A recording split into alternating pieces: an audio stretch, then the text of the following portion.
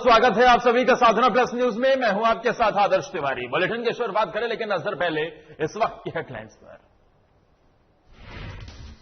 विधानसभा की कार्यवाही मंगलवार तक स्थगित। नेता प्रतिपक्ष तेजस्वी यादव ने सरकार पर साधा निशाना, कहा सदन में विपक्ष का हुआ अपमान। देश की कोयला राजधानी धनबाद को मिले नई एसएसपी, जिले में बढ़ रही आपराधिक घटनाओं पर रोक लगाने पर रहेगा जोर। कारगिल विजय दिवस को पूरे हुए 22 साल, बेहटा के गणेश यादव हुए थे शहीद। शहीद के गांव में आज भी विकास योजनाओं का इंतजार। और सावन के पहले सोमवार पर बीजेपी ने सूबे की जनता को दी बधाई। कोरोना गाइडलाइन का पालन करने के साथ कोरोना का टीका लेने की अपील। तो मानसून सत्र के पहले दिन विधानसभा की कार्यवाही दिवंगत नेताओं को श्रद्धांजलि देने के बाद मंगलवार सुबह तक के लिए स्थगित हो गई। सत्र के पहले दिन नेता प्रतिपक्ष तेजस्वी यादव ने सदन में खड़े होकर विधानसभा अध्यक्ष से एक प्रस्ताव पेश करने की अनुमति मांगी थी, लेकिन स्पीकर विजय कुमार सिन्हा ने इसे ये कहते हुए खारिज कर दिया कि आज शोक जताने का दिन है, आपको जो प्रस्ताव लाना है वो मंगलवार को लेकर आए। नेता प्रतिपक्ष तेजस्वी यादव ने कहा कि विधानसभा के सदस्यों का अपना एक सम्मान होता है। सदन के अंदर लात जूते से जिस तरह विधायकों को पीटा गया वो बेहद अपमानजनक है। तेजस्वी ने कहा कि इस मामले में सरकार की तरफ से जो कार्यवाही की गई है वो भी आंख में धूल झोंकने की कोशिश है। नेता प्रतिपक्ष ने कहा कि महिलाओं को घसीट घसीट कर पीटा गया। पुलिस और प्रशासन के बड़े अधिकारियों ने लात जूते से विधायकों को गाली देते हुए पीटा और ये सब कुछ सरकार देखती रही। इस मामले में जब तक दोषियों को कड़ी कार्रवाई नहीं होगी, दोषियों के ऊपर एक्शन नहीं होगा, विपक्ष चुप नहीं बैठेगा। सब लोग देखा होंगे कि विपक्ष के सभी दल के हमारे विधायकों ने बैठ जाइए ना विपक्ष के सारे विधायकों ने आज जो है काला मास्क पहन करके आए, और ये बताने की जरूरत नहीं है कि ये काला मास्क जो है क्यों पहना गया। सब लोग जानते हैं कि काले दिन जो 23 मार्च लोहिया जयंती के दिन पर, जिस दिन भगत सिंह ने देश के लिए कुर्बानी दी थी, जिसको शहादत दिवस के रूप में मनाया जाता है, उस दिन लोकतंत्र के मंदिर में काला दिन हम लोगों ने देखने का काम। आज उसी को लेकर के जब मानसून सत्र शुरू हुआ, विपक्ष चाहता है कि सदन जो है शांतिपूर्वक चले और इसमें सबकी जिम्मेदारी होगी।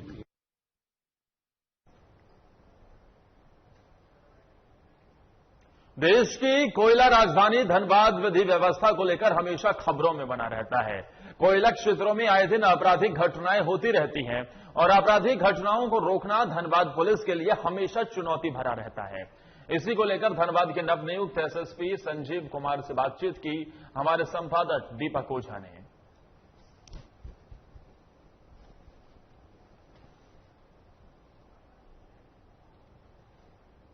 अभी हमारे साथ 2009 बैच के सीनियर आईपीएस संजीव कुमार साहब हैं, धनबाद के एसपी हैं। अभी नए प्रतिनियुक्ति हुई है और धनबाद से संजीव जी का काफी पुराना नाता रहा है। और एक खास बात है कि धनबाद की धरती काफी क्राइम और धनबाद जिले का अनुन्यासर संबंध रहा है। ऐसे में एसपी साहब के लिए क्या चुनौतियां हैं यहाँ, इन्हीं से जानते हैं। संजीव जी, पहले तो स्वागत आपका। जी धन्यवाद।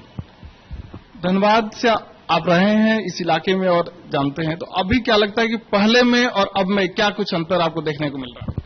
देखिए, पुलिस का एक अपना कार्य है, अपना काम है, जिसमें कि मुख्यतः समाज में शांति कैसे लानी है और एक जो क्राइम इंडेक्स है उसको किस हिसाब से कम करना है, उस हिसाब से हम लोग देख रहे हैं। और बाकी तो लगातार जो है वो पुलिस का जो बेसिक वर्क कभी चेंज नहीं हुआ है, चाहे वो पूर्व में था या अभी था।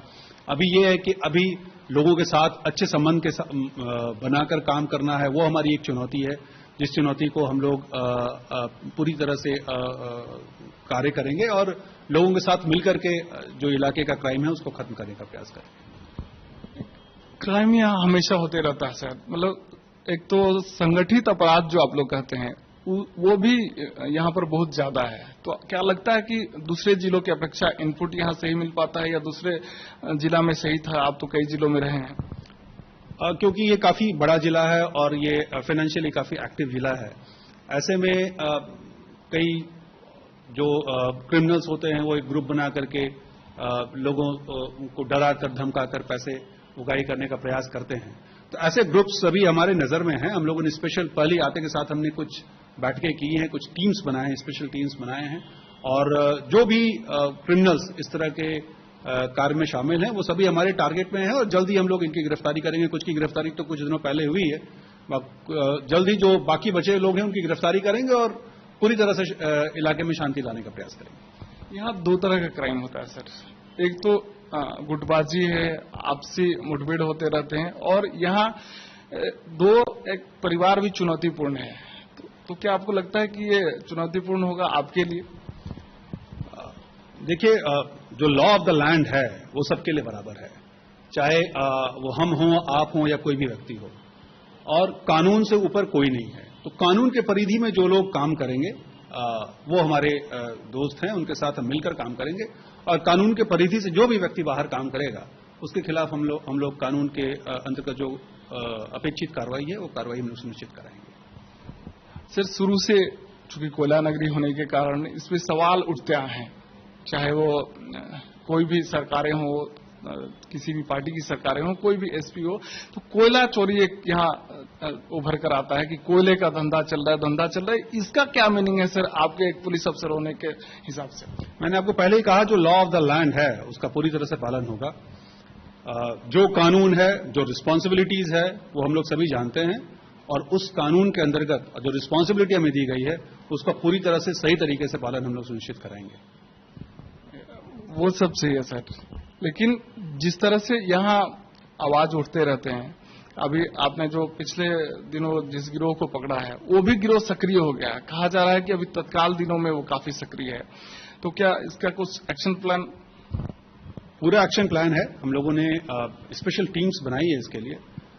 जो भी इस तरह के जो क्रिमिनल्स हैं वो हमारे टारगेट में हैं, और बस यही हम आपको सुनिश्चित करेंगे कि जितने भी जो क्रिमिनल्स हैं उनको हम लोग एक एक करके टारगेट करके उनको जो कानून की परिधि के अंतर्गत जो उनके खिलाफ कार्रवाई करनी है वो कार्रवाई हम लोग करेंगे। सर, आपके आने के बाद जो व्यापारी वर्ग है उसमें काफी उम्मीद जगा है। पहले की पुलिसिंग क्या थी वो तो मैं नहीं बता सकता, लेकिन व्यापारी वर्ग में एक है कि नहीं, संजीव सर के आने के बाद काफी लोग उत्साहित हैं कि क्राइम जीरो हो जाएगा। तो आप समाज को क्या कहना चाहते हैं? यही कहना चाहते हैं, आप लोग बेझिझक होकर काम करें, किसी से ना डरें, जो आपकी अपनी रिस्पॉन्सिबिलिटी को समझते हुए कानून के परिधि के अंदर जो आप काम कर रहे हैं आप बेझिझक होकर करें, हम आपके साथ हैं और हम आपको पूरी तरह से सुरक्षित रखेंगे, सुरक्षित करेंगे। कोई भी व्यक्ति उसमें अगर सेंध लगाने का प्रयास करेगा तो उसके खिलाफ हम लोग कार्रवाई करेंगे। आपको इस पद पर देखकर धनबाद के युवा भी काफी उत्साहित हैं, उन युवाओं के लिए क्या कहना चाहेंगे? दो चीज मैं कहूंगा कि एक तो आप डिसिप्लिन जो है वो सबसे इंपॉर्टेंट है लाइफ में, उस डिसिप्लिन को जरूर फॉलो करें, आप स्वस्थ रहें और एक स्वस्थ देश बनाने में अपनी भागीदारी सुनिश्चित करें। युवाओं में रहता है सर कि नौकरी नहीं हो रही है, कंपटीशन काफी टफ होते जा रहा है, होता है कंपटीशन, उसमें भी कई परीक्षाएं अदालत और सरकार के चक्कर लगाने में फंस जाती है। तो ऐसे में क्या टिप्स है युवाओं के लिए जो कंपटीशन की तैयारी कर रहे हैं? खास करके आप इतना कम उम्र में इस सर्विस में आए थे, पुलिस सर्विस में, तो कुछ टिप्स दीजिए। देखिए, परिश्रम का कोई दूसरा उपाय नहीं है, मतलब परिश्रम से ही आप सब कुछ हो सकता है। दूसरा, अपॉर्चुनिटीज जो है आज की दुनिया में बहुत कुछ है, जो लीगल अपॉर्चुनिटीज है जहां आप आगे बढ़ करके कुछ काम करके लाइफ को अपना अच्छा सुधार सकते हैं, कुछ पैसे कमा सकते हैं, और एक जो सोसाइटी का बिल्डिंग प्रोसेस है उसमें आप अपनी भागीदारी दे सकते हैं। बस हम यही कहेंगे कि जो डिसिप्लिन और परिश्रम, ये दो बहुत इंपॉर्टेंट चीज है, इस दोनों को अपनी लाइफ में जो भी व्यक्ति ढंग से लाता है वो लाइफ में जरूर सक्सेस पाता है। ये थे धनबाद एसपी संजीव कुमार जी। इन्होंने कहा कि चाहे वो पुलिसिंग हो या समाज का कोई भी तबका हो, जिस भी क्षेत्र में जाएं आप अपने परिश्रम से अपना मुकाम हासिल कर सकते हैं। कैमरा पर्सन कुणाल के साथ दीपक ओझा, साधना न्यूज, धनबाद। तो धनबाद के नए एसपी को आप सुन रहे थे। कई सारी चुनौतियां हैं, लेकिन उन चुनौतियों से कैसे निपटना है उसका पूरा एक्शन प्लान तैयार कर लिया गया है। यार ऊपर एक छोटे से ब्रेक के लिए जल्द होते हैं हाजिर कुछ और खबरों के साथ।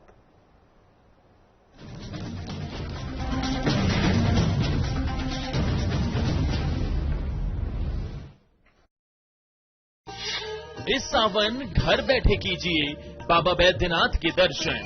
बाबा धाम से सीधा प्रसारण 25 जुलाई से 22 अगस्त तक सिर्फ साधना प्लस न्यूज पर।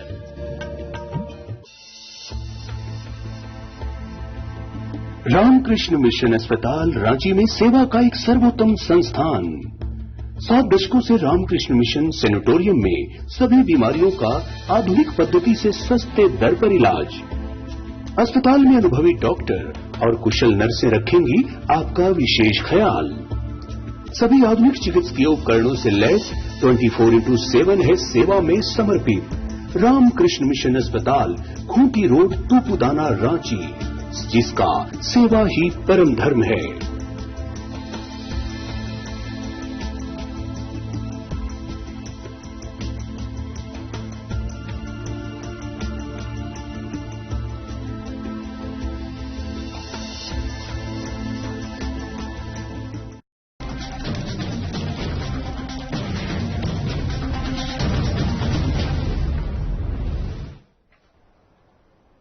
स्वागत है। ब्रेक के बाद आप सभी का बात औरंगाबाद की करते हैं, जहां के दाऊदनगर में मुखिया संघ द्वारा सिंचाई विभाग की आईबी में नवनिर्वाचित बीडीओ और सीओ के सम्मान समारोह का आयोजन कर स्वागत किया गया।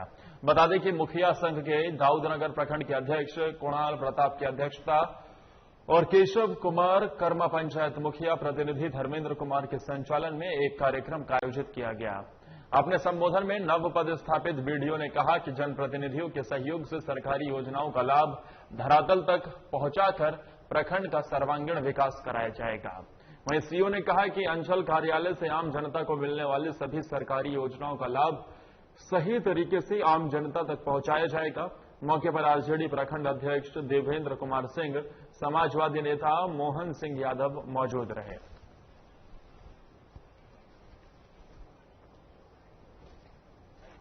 आज हमारे प्रखंड में नव पदस्थापित माननीय बीडीओ श्री जोनल पासवान जी एवं नए सीओ विजय कुमार जी एवं नए पीओ विजय कुमार जी, उनका एक अभिनंदन समारोह का आयोजन मुखिया संघ काबुल की तरफ से किया गया था।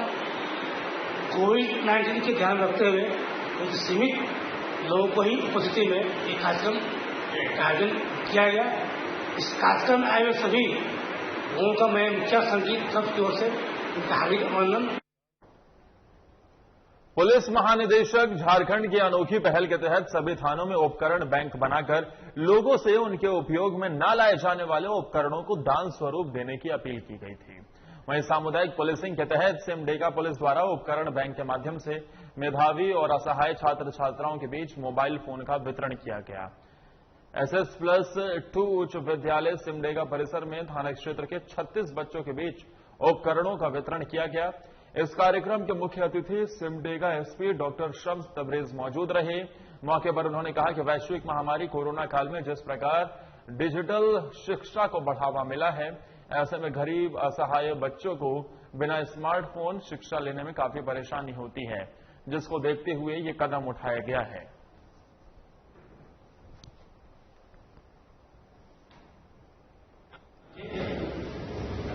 उनके अभिभावक और फिर वो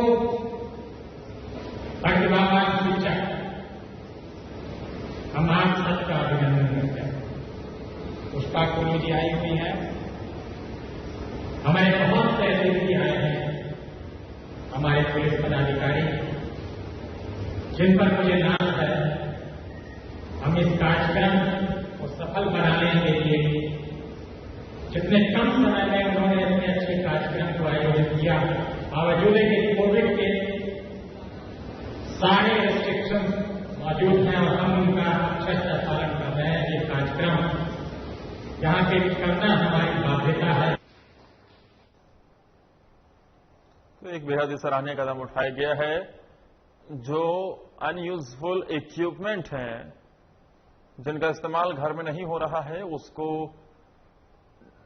डोनेट किया जाए और उसके बाद छात्रों के लिए डिजिटल शिक्षा को बढ़ावा देने के लिए उन्हें ये उपकरण उपलब्ध कराए गए हैं, जिसमें स्मार्टफोन दिए गए हैं, जिसके जरिए से ये बच्चे पढ़ाई अपनी कर सकें। और देखा हमने किस तरीके से कोरोना काल में डिजिटल शिक्षा के जरिए से ही बच्चे पढ़ते हुए नजर आए, क्लासेस ऑनलाइन लगती हुई नजर आई। तो ऐसे में गरीब बच्चे जिनके पास मोबाइल फोन नहीं है, उन्हें मोबाइल फोन के जरिए वो अपनी शिक्षा को बढ़ा सकें, इसके लिए ये उन्हें दिया गया है। रुक रहे हैं यहां पर एक और ब्रेक के लिए, जल्द होते हैं हाजिर कुछ और खबरों के साथ।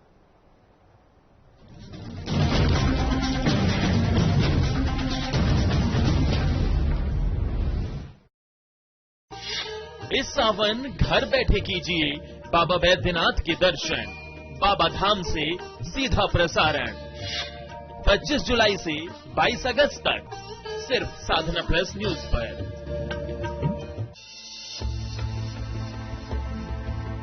रामकृष्ण मिशन अस्पताल रांची में सेवा का एक सर्वोत्तम संस्थान। 7 दशकों से रामकृष्ण मिशन सेनेटोरियम में सभी बीमारियों का आधुनिक पद्धति से सस्ते दर पर इलाज। अस्पताल में अनुभवी डॉक्टर और कुशल नर्सें रखेंगी आपका विशेष ख्याल।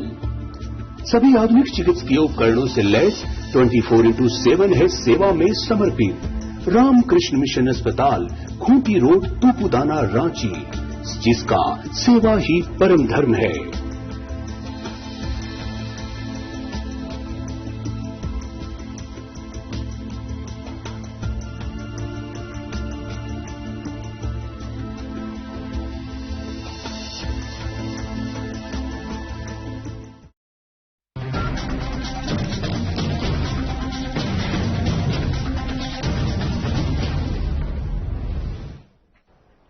मोकामा पुलिस की हैवानियत का मामला तेजी से वायरल हो रहा है। इस बाबत बताया जा रहा है कि बाढ़ सिविल कोर्ट के एक जूनियर वकील आनंद गौरव को एक सब इंस्पेक्टर ने थाना परिसर में जमकर धो दिया। लात घूसों से वकील को तब तक बेरहमी से पीटा गया जब तक पीड़ित बेहोश नहीं हो गया। पीड़ित वकील के अनुसार एक केस के सिलसिले में वो आईओ से मिलने गया था, तभी ये वाकया हुआ। पिटाई का पूरा मामला सीसीटीवी में भी कैद हो गया है।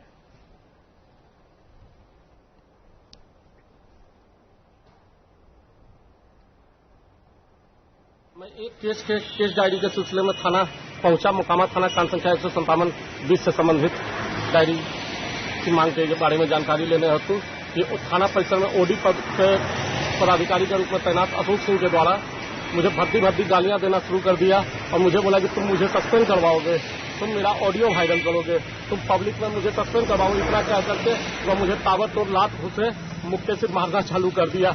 मैं बीच बचाव कर रहा, मैं पहले से ही कमर दर्द का रीढ़ की पेशेंट का रोगी हूँ। मेरा रीढ़ की हड्डी टूटने लगी। इस तरह से मुझे लाचार, जब पुलिस इस तरह से तो आप एक एडवोकेट के साथ, वकील के साथ ऐसा कर सकती है, तो नीतीश कुमार जी की सुशासन से मैं क्या समझूं। पूर्णिया पुलिस परिवार परामर्श केंद्र में समझाने के बाद भी ससुराल वाले नहीं मान रहे। उन्होंने दहेज की खातिर बहू की जमकर पिटाई कर दी। पिटाई में गंभीर रूप से घायल बहू को इलाज के लिए पूर्णिया सदर अस्पताल में भर्ती कराया गया है। पीड़िता सदर थाना क्षेत्र के मोहन कोंडा निवासी मोहम्मद सैदुल की बेटी नरगिस खातून बताई जा रही है। पीड़िता के पिता मोहम्मद सैदुल ने बताया कि दहेज को लेकर पुलिस परिवार परामर्श केंद्र में मामला चल रहा था, जहां दोनों पक्ष को समझाया गया था, लेकिन ससुराल पक्ष के द्वारा पुलिस परिवार परामर्श केंद्र के आदेश को भी नजरअंदाज करते हुए दहेज के लिए बहू नरगिस खातून की जमकर पिटाई कर दी। इसे लेकर कटिहार टाउन थाने में एक लिखित आवेदन भी दिया गया है।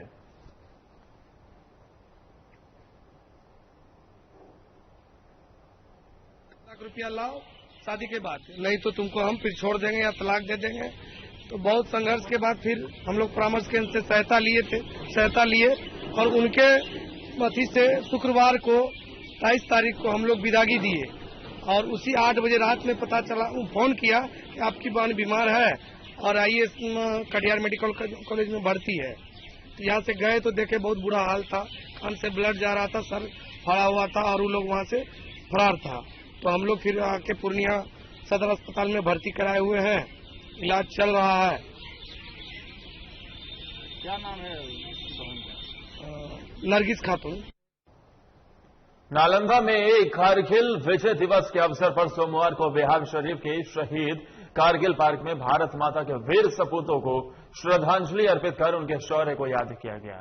इस मौके पर राजगीर सीआरपीएफ के commandant brigadier Kumar Virendra, NCC cadet battalion के commanding officer colonel Rajiv Bansal, Bihar Sharif नगर निगम की मेयर वीणा कुमारी, नगर आयुक्त अंशुल अग्रवाल मौके पर मौजूद रहे।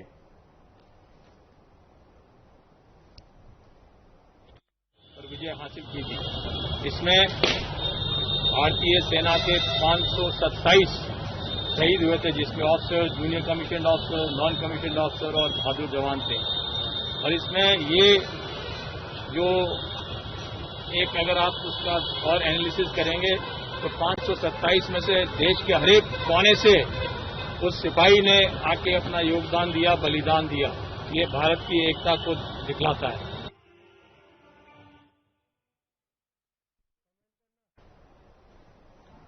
तो वीर सपूतों को श्रद्धांजलि दी गई है विजय दिवस के मौके पर।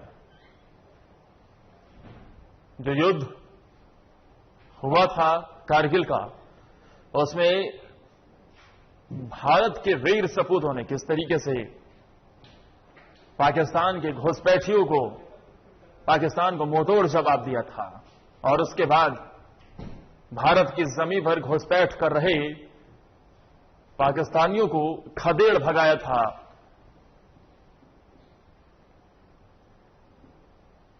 तो वहीं कारगिल युद्ध के दौरान बटालिक सेक्टर के पॉइंट 4268 पर पटना जिले के बेहटा प्रखंड के पांडेय चक के नायक गणेश यादव ने जान न्यौछावर कर दी थी। ऑपरेशन विजय के दौरान उनके पराक्रम और बुलंद हौसलों के लिए सेना ने उन्हें वीर चक्र से नवाजा। आज इस शहादत के 22 साल होने को हैं, लेकिन अपने ही घर में सरकार ने शहीद को सम्मान नहीं दिया। युद्ध के दौरान एक गोली गणेश यादव को लगी, लेकिन उन्होंने गोली लगने के बावजूद कई दुश्मनों को मार गिराया था। शहीद के अंतिम दर्शन में तत्कालीन मुख्यमंत्री लालू प्रसाद यादव भी पहुंचे थे और गांव की बदहाली को देखते हुए घोषणाओं की झड़ी लगा दी थी। वहीं 22 साल बीत जाने के बाद भी आज भी ग्रामीणों को उन घोषणाओं के पूरा किए जाने का इंतजार है।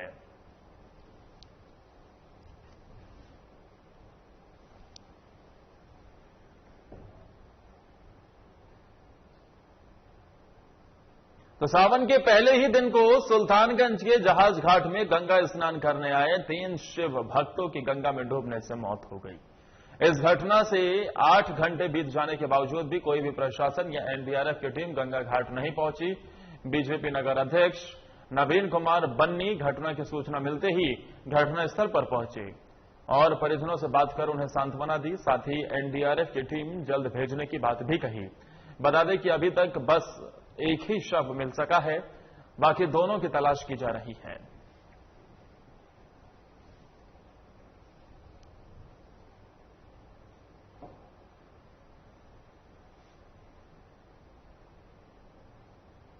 तो वहीं मुंगेर के इटहरी पंचायत अंतर्गत कल्याण ढोला के गंगा घाट में डूबी 2 बच्चियों का शव काफी मशक्कत के बाद भी नहीं मिल पाया है।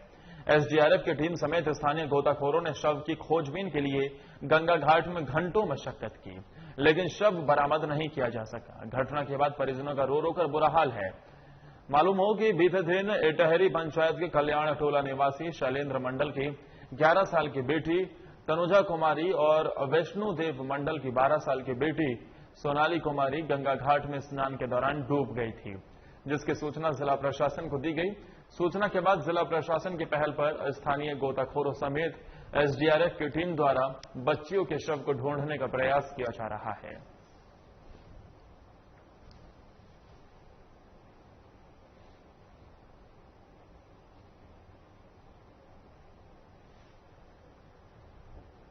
नालंदा के सरमेरा थाना क्षेत्र के गिद्दी खंधा में मां बेटे का शव बरामद होने से पूरे इलाके में सनसनी फैल गई। बताया जाता है कि दोनों मां बेटे पिछले 3 दिनों से लापता थे। हालांकि परिजनों के द्वारा मां बेटे की खोजबीन की जा रही थी। शव मिलने की सूचना पर पहुंची पुलिस ने दोनों शवों को कब्जे में लेकर पोस्टमार्टम के लिए बिहार शरीफ सदर अस्पताल भेज दिया है और मामले की जांच में जुट गई है।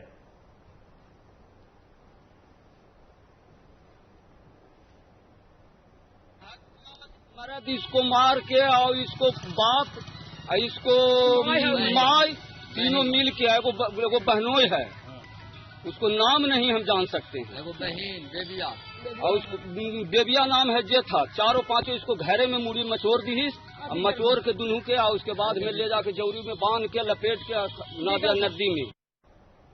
सावन के पहले सोमवार पर बिहार बीजेपी ने सूबे की जनता को हार्दिक बधाई दी है। साथ ही शिव भक्तों से कोरोना गाइडलाइन का 100% पालन करते हुए कोरोना टीका लेने की अपील भी की है। पार्टी के प्रदेश प्रवक्ता डॉक्टर रामसागर सिंह ने एक वीडियो संदेश जारी कर बिहार वासियों को पहले सोमवार पर मंगलमय जीवन की बधाई दी है। बीजेपी प्रवक्ता ने इस पुनीत अवसर पर लोगों को कोरोना से बचने की नसीहत भी दी है।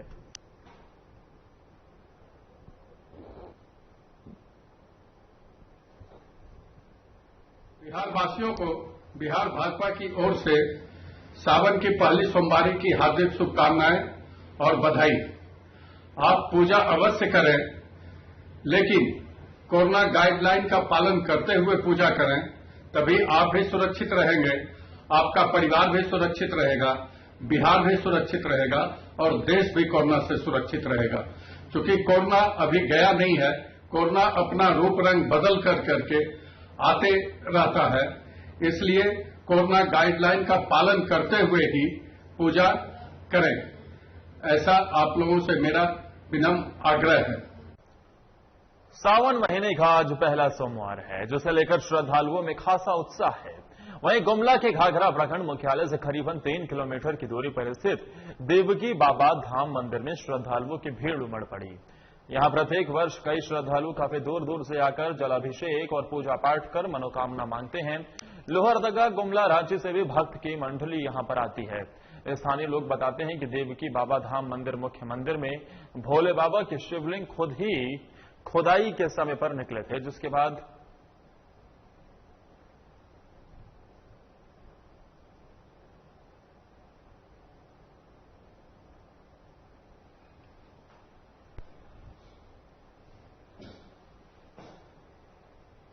और इसी के साथ इस बुलेटिन में फिलहाल के लिए इतना ही। नमस्कार।